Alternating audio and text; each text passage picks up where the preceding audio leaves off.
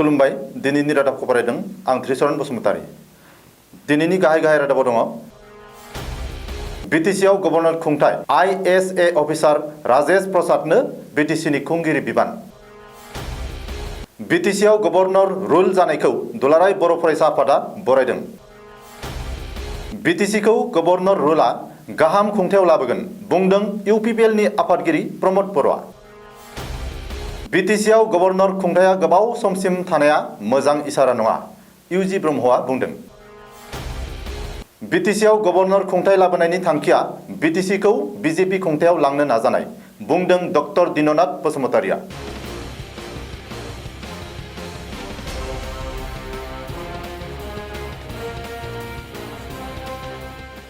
दानिया आबुं रादाब। 27 एप्रिलनिफ्राय बिटिसि खुंथाय गोहोखौ आसामनि गभर्नरा गावनि आखायाव लांनायजों लोगोसे IAS अफिसार राजेश प्रसादनो बिटिसिनि खुंगिरि बिबानखौ गथायो। रायजो बेंगिरिनि जानानै राजेश प्रसादआ बिटिसिखौ खुंगोन। बिटिसिनि खुंगिरि बिबानखौ मोननायनि सिगां राजेश प्रसादआ आसाम सरकारनि रेभिनिउ आरो डिसेस्टार मेनेजमेन्ट बिफाननि कमिशनार आरो सेक्रेटारिमोन। मख'थावदि IAS अफिसार राजेश प्रसादआ 2012 निफ्राय 2015 सिम लाक्षाद्वीपनि खुंगिरिमोन। बिटिसिआव गभर्नर रुल जानायखौ दुलाराय बर' फरायसा आफादा बरायदों।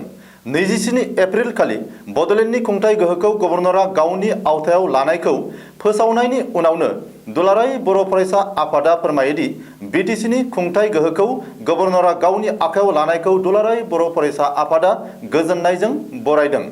बबेखानि मुलुगनाङै नुजाथिनाय कर'ना भाइरास अलखदनि समाव बिटिसि बिसायख'थिया जानो हायैयाव आरो बिटिसिनि खुंथाय बुब्लिया 27 एप्रिल खालि जोबनाय उनाव बिटिसिनि खुंथाय समखौ फोलावनायनि अनगा बिटिसिआव गभर्नर खुंथाय जानांगौ होननानै दुलाराय बर' फरायसा आफादा आसामनि गिबि मन्त्रि सर्बानन्द सन'वाल आरो रायजो बेंगिरिनो आर'जलाइ गथायनानै दाबि होदोंमोन।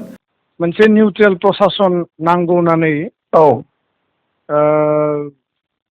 राज्यपालनो आरो चिफ मिनिस्टारनोबो जोङो लेटार लिरदोंमोन।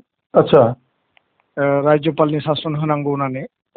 जिहेतु दा माने बे मोनसे कन्स्टिटिउसनेल क्राइसिस जाहैबाय आरो 6 शिड्युलाव जि माने कन्स्टिटिउसनेल जि प्रभिजन दङ बियो नैबे कड अफ कन्डाक्ट आरो नमिनेशन कमप्लिट प्रसेस जानायनि थाखाय बे माने जि माने माखासे प्रभिजन दङबाबो बियो माने बेयाव माने एप्लिकेबल जाया।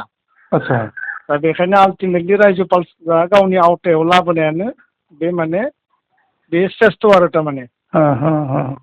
दा बे मोनसे जोङो राज्यपाल शासनखौ वेलकाम खालामदों। निउट्रेल मोनसे गुड एडमिनिस्ट्रेसन नांगौ, करापसन फ्रि आरो COVID-19 जों जुजिनो थाखाय माने डाइरेक्ट मोनसे एडमिनिस्ट्रेसन जोंनो नांगौ। आच्छा सेकेन्ड पइन्टआ जाबाय जेब्ला नर्मेलाइज जागोन, जेब्ला माने मोनसे कन्जेनियेल एटमस्फेयार जागोन इलेक्सन पार्टिनो हानाय, बेखौ पार्टिनायनि उनाव डेम'क्रेटिक जि माने प्रसेस, डेम'क्रेटिक जि एस्टाब्लिशमेन्ट रायजोनि अधिकारखौ रायजोनो होफिननायनि थाखाय सरकारा निस्सय बिबेसना खालायगोन। दुलाराय बर' फरायसा आफादनि आफादगिरि दिपेन बर'आ फोरमायबावदि कर'ना भाइरास अलखदनि थासारिया सरासनस्रा जानायनि उनाव बिटिसि बिसायख'थिया आयेन खान्थि बादियै गोजोनै जाफिनगोन होननानै दुलाराय बर' फरायसा आफादा मिजिं थिदों। 17 बोसोर बिटिसिआव जानाय गेना खान्थिनि खुंथायखौ गभर्नर रुलआ गाहाम खुंथायनि फारसे लाबोगोन। बे बाथ्राखौ बुंदों दुलाराय बर' फरायसा आफादनि आगु आफादगिरि प्रमद बर' आरो आथिखालनि UPPLनि आफादगिरि प्रमद बर'आ। बिटिसिखौ गभर्नर खुंथायाव लांनाय उनाव बड'लेण्ड इंखं टेलिभिजनजों जानबुं मोगा-मोगियाव UPPLनि आफादगिरि प्रमद बर'आ बुङोदि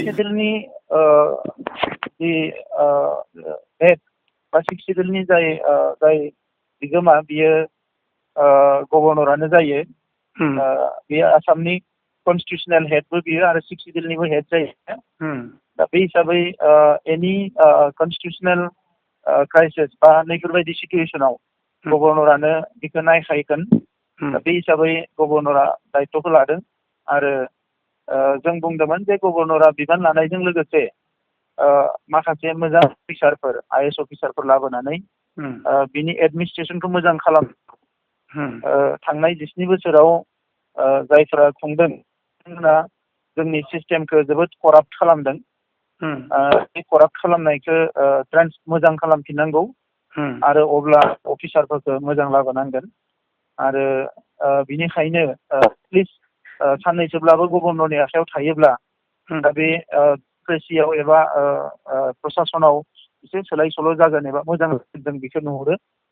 दा बेनिखायनो नैबे डिसिसननि थाखाय जोङो गिबियावनो गभर्नरखौ धन्यबाद होयो आरो गभर्नरखौ कपारेट खालामगोन जेराव जेराव बिथाङा खामानि मावगोन नैबे गुसुं समाव।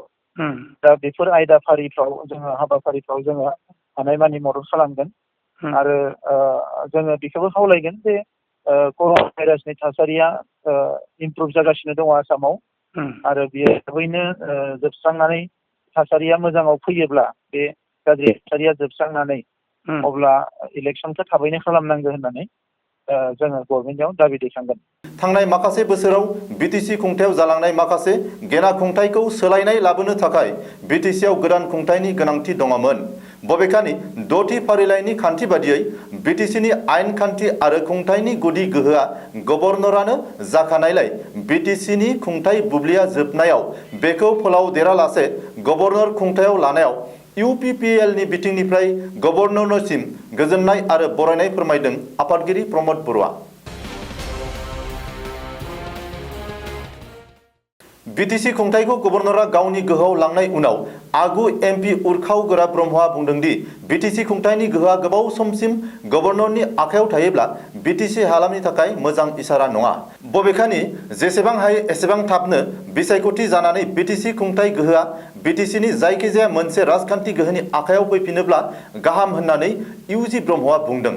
बडलेण्ड इंखं टेलिभिजनजों जानबुं मोगा-मोगियाव आगु एमपि ब्रह्मआ बुंबावदि आंनि दाबिया बेसो गभर्नर रुलानो जाथों बा गभर्नरा गाबोन सोरखौबा सेक्रेटारि एबा कमिसनारखौ एपइन्ट खालामनानै बेखौ रुल खालामनायनि दायित्वखौ होथों जिखियानो खालामा मानो इलेक्सनखौ इमिडियेटलि माने 1 मास बा 2 मासनि गेजेरावनो खुंनायनि बेबस्थाखौसो लाफिननांगौ आरो दा 11 तारिख मार्चआव जे इलेक्सन अर्डार जादोंमोन नटिफिकेसन बेखौबो माखासे टेकनिकेल प्रब्लेम दङब्लाबो बे एखे अर्डारखौनो बाहाल लाखिनानै इलेक्सनखौ 1-1.5 मासनि गेजेराव खुंनायनि मोनसे प्रिपारेसनखौसो लानांगौ होननानै आङो दाबि खालामनो लुबैयो। खारन गभर्नर रुलनि आन्दाराव 6 मास बा 1 बोसोर बिदि हें खालामनानै दोननायखौ आं मोजां मोनाखै आरो बा बिदिखौ आं लुबैयाबो बिटिसि ओनसोलनि रायजोफोरनि थाखाय बियो माबा जागोन।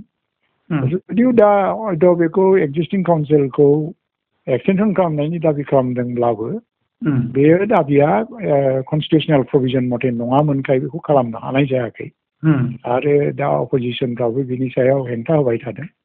लोगोसेयैनो स्टेट गभर्नमेन्टआ केबिनेट डिसिसन लानानै एक्सटेनसन खालामनायनि प्रप'जाल हरदोंमोन गभर्नरनो होननानै मोनसे बिपिएफनि सोर्सनिफ्राय बुंनाय आं नुनो मोनदों। मुलुगनाङै गोसारनाय कर'ना भाइरासनि अलखदा लासै लासै आसामाव जोबनायनि लामा फारसे फैनायखौ नुनो मोनगासिनो दङ आरो मिजिंथिनो हायोदि मोनसे समाव कर'ना भाइरासआ जोबनाय लोगो लोगोनो बिटिसिआव बिसायख'थि जाफिननानै बिटिसि खुंथाय गोहोआ गभर्नरनि आखाइनिफ्राय थाबैनो उदां जाफिनगोन। बिटिसिखौ गभर्नर खुंथायाव लाबोनायनि गुबै थांखिया बिटिसिखौ बिजेपि खुंथायाव लाबोनो नाजानाय आरो बिटिसिखौ गभर्नर खुंथायाव लाबोनो हानाय माने बिटिसिखौ बिजेपि खुंथायाव लाबोनाय लामानि आगानसे दावखोनाय। गभर्नरनि सासन जानाय माने बिजेपिया बिटिसिआव हाबनायनि थाखाय आगानसे सिगांबावबाय। मानोना बिसोरहा टारगेट दंखायो बिटिसिखौ बिसोरनि सिङाव लांनायनि साननाय हनाया आरो जेब्लाहालागै हाग्रामा थाबाय थागोन अब्लाहालागै बिटिसिखौ बिजेपिया मोननो हाया आरो बेखायनो बिसोरो बेवहाय कर'ना भाइरासनि सुजुगजों कर'ना भाइरासनि खापसायाव गाखोनानै बिटिसिआव सासन खालामनो थाखाय बिसोर आरामसे आगानसे फैनायाव सुबिदा मोनसिनबावबाय आरो बे बेलायावहाय इउपिपिएलनि दैदेनगिरिफ्रा लामाखौ एवस्रांना होबावबाय जे बिसोर जि डिमान्ड होबाय राष्ट्रपति एबा गभर्नर सासन खालामनांगौ बे बाथ्राखौ बुंनाय लोगो लोगोनो लामाखौ एवस्रांना होबाय बिसोरनो आरो बिसोराबो लामा एवस्रांना होनायाव उद्देश्य दङ जाहाथे बिसोरो बिजेपिनि सापर्ट मोननो हायो बे बाथ्राखौ बुंदों बर' थुनलाइ आफादनि लेङाइ आफादगिरि डक्टर दिननाथ बसुमतारिया।